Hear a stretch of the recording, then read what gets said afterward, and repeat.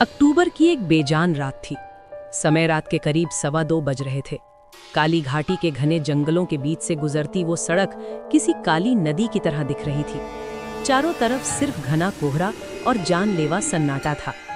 इस सन्नाटे को अगर कोई चीज तोड़ रही थी तो वो थी रोहित की एसयूवी की तेज रफ्तार और उसके म्यूजिक सिस्टम से आती धीमी आवाज। रोहित, जो पेशे से एक आर्किटेक्ट था, एक प्रोजेक्ट के सिलसिले में शहर से दूर जा रहा था। उसे जीपीएस ने एक छोटा रास्ता दिखाया था जो जंगल के बीच से होकर गुजरता था।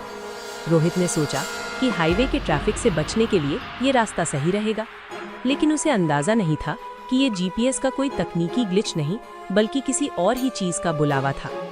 गाड़ी सामान्य रफ्तार से चल रही थी कि अचानक जंगल का माहौल बदलने लगा।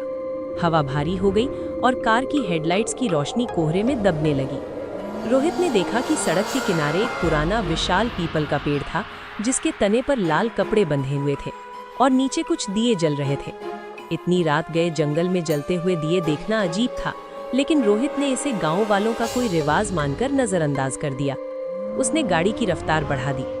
करीब 20 मिनट तक लगातार ड्राइविंग करने के बाद उसे लगा कि अब तक उसे जंगल से बाहर निकल जाना चाहिए था, लेकिन तभी उसकी हेडलाइट्स फिर से उसी पेड़ पर पड़ी।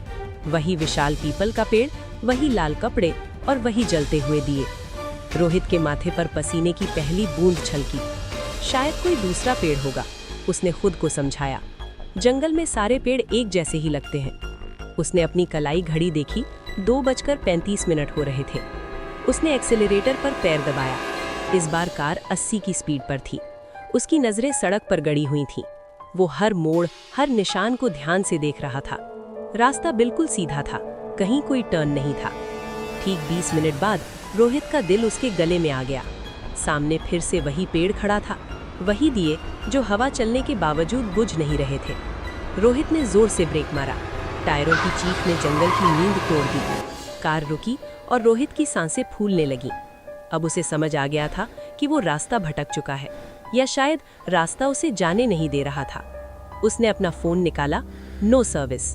जीपीएस स्क्रीन पर सिर्फ एक ही चीज ब्लिंक कर रही थी, रीरूटिंग, रीरूटिंग। तभी कार की छत पर एक आवाज आई, जैसे कोई नंगे पैर कार की छत पर चल रहा हो। रोहित का खून जम गया। वो कार के अंदर अकेला था, बाहर घना अंधेरा। वो आवाज छत पर रेंगती हुई विंडशील्ड यानी सामने वाले शीशे की तरफ बढ़ रही थी। रोहित की नजरें शीशे के ऊपर वाले हिस्से पर टिकी थीं। तभी एक लंबा काला हाथ छत से नीचे लटका और कांच पर ठक ठक करने लगा।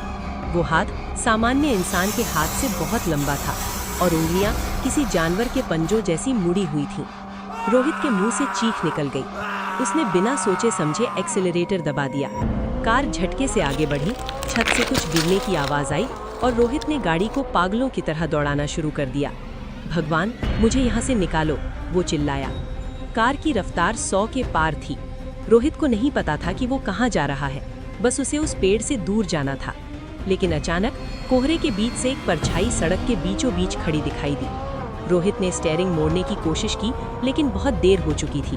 वो परछाई हिली नहीं। जैसे ही कार उसके आर पार हुई, रोहित को लगा जैसे उसने हवा को नहीं, किसी ठोस चीज को टक्कर मारी है। कार अनियंत्रित होकर सड़क से नीचे उतरी और एक खाई की तरफ लुढ़क गई। कई पलटी खाने के बाद गाड़ी एक चट्टान से टकराकर रुक गई।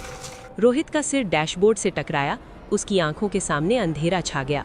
बेहोश होने से ठीक पहले उसने देखा कि उसकी टूटी हुई विंडशील्ड के बाहर कोहरे में कई सारे लोग खड़े थे। वो उसे घेर रहे थे। उन सब के चेहरे धुंधले थे, लेकिन एक चीज साफ थी कि उन सब के पैर उल्टे थे। अगली सुबह जब रोहित की आंख खुली तो उसने खुद को एक खाट पर लेटे हुए पाया। उसके सिर पर पट्टी बंधी थी। आसपास कुछ गांव वाले खड़े थे। एक बुजुर्ग ने उसके पास आकर कहा, होश आ गया बेटा, तुम बहुत किस्मत वाले हो। काली घाटी के उस हिस्से से कोई जिंदा वापस नहीं आता। वो छलावे का इलाका है। रोहित उठकर बैठ गया। उसके बदन में दर्द था, लेकिन वो जिंदा था। उसने घबराते हुए पूछा, मेरी कार और वो लोग जिनके पैर उल्टे थे?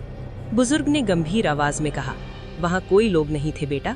हमें तुम सुबह बेहोश मिले। तुम्हारी गाड़ी खाई में फंसी थी। तुम्हें शायद भ्रम हुआ होगा। छलावा इंसान के दिमाग से खेलता है। रोहित ने राहत की सांस ली। मतलब वो सब, वो पेड़, वो छत पर आवाज, सब मेरा वहम था। हाँ, बुजुर्ग ने तसल्ली दी, अब तुम सुरक्षित हो। रोहित को शहर वापस जाने के लिए गांव की एक जीप का इंतजार करना पड़ा। जाने से पहले वो अपनी क्षतिग्रस्त कार को देखने गया, जिसे गांव वालों ने खींचकर ऊपर सड़क पर खड़ा कर दिया था। कार पूरी तरह कबाड़ बन चुकी थी। रोहित ने सोचा कि ये उसका दूसरा जन्म है। वो मुड़ने ही वाला था कि उसकी नज़र कार की छत पर पड़ी। सूरज की रोशनी में कार की पिचकी हुई छत साफ दिखाई दे रही थी और उस छत पर धातु के ऊपर गहरे पंजों के निशान खुदे हुए थे। वो खरोंचें इतनी गहरी थीं जैसे किसी लोहे के पंजों ने उन्हें चीरा हो। लेकिन जिस चीज ने रोहित की रूह कंपा दी वो थी विंडशील्ड पर छपी हुई हाथ की छाप। वो छाप बाहर से नहीं थी, वो छाप कांच के अंदर की तरफ से थी। धूल और खून से सनी हुई एक हथेली की छाप जो कार के अंदर से बाहर की तरफ लगाई गई थी। रोहित के पैरों तले जमीन खिसक गई। उसे वो पल याद आया जब उसे लगा था कि छत पर कोई है, लेकिन छाप अंदर थी। इसका मतलब वो चीज कार के ऊपर नहीं थी, वो चीज पूरे सफर में पिछली सीट पर उसके साथ अंदर बैठी थी। रोहित कांपने लगा।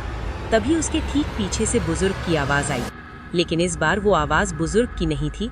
वो वही भारी गूंजती हुई आवाज थी जो उसने रात में जंगल में महसूस की थी। किस्मत वाले हो रोहित, मैंने तुम्हें जाने दिया। अगली बार रास्ता मत भटकना। रोहित आज शहर में है, सुरक्षित है, लेकिन वो अब अपनी कार में कभी अकेला सफर नहीं करता। और हर बार जब वो रियर व्यू मिरर में देखता है तो उसे डर लगता है कि कहीं पिछली सीट पर उसे वो लाल आंखें दोबारा ना दिख जाएं।